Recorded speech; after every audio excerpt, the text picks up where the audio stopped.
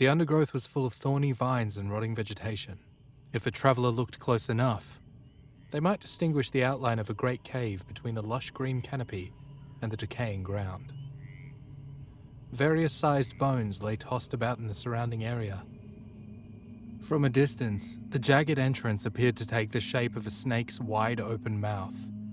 Lime green plants and colorfully vibrant flowers adorned the adjacent cliffside. The vines on the ground twitched and throbbed as they crawled along the ground closer to the cave. They were pulling something. The vines rolled up the limp object, digging their thorns into sickly pale flesh.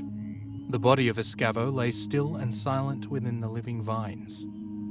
A great tearing sound filled the air, followed by a rush of wind.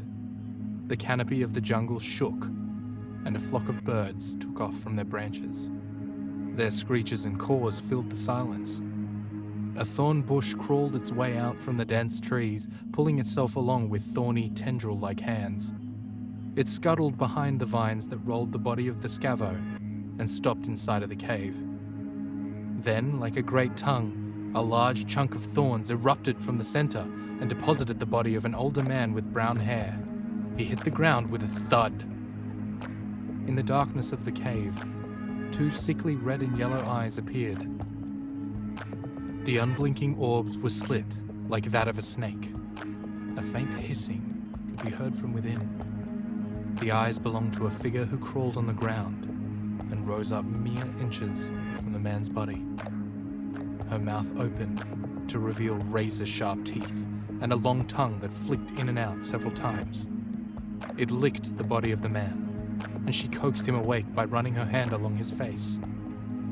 The man's eyes flashed open as he lurched backward in a panic.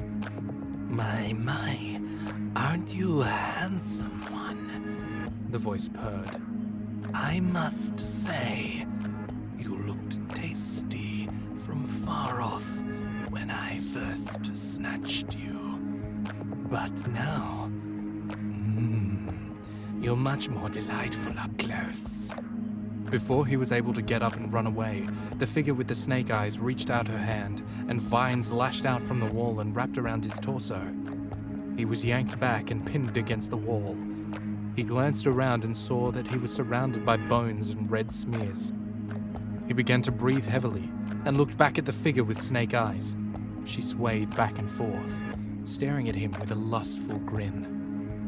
She rushed in, fangs bared. He felt sharp incisors puncture his neck, and then his body went numb. All he could do was watch as she led in more victims with her vines and thorns, controlling them with some unseen force. The vines slowly crawled over him as she approached once more. With a cackle and a wry grin, she began to bite him, at first softly, then feverishly. The man felt no pain as he was devoured.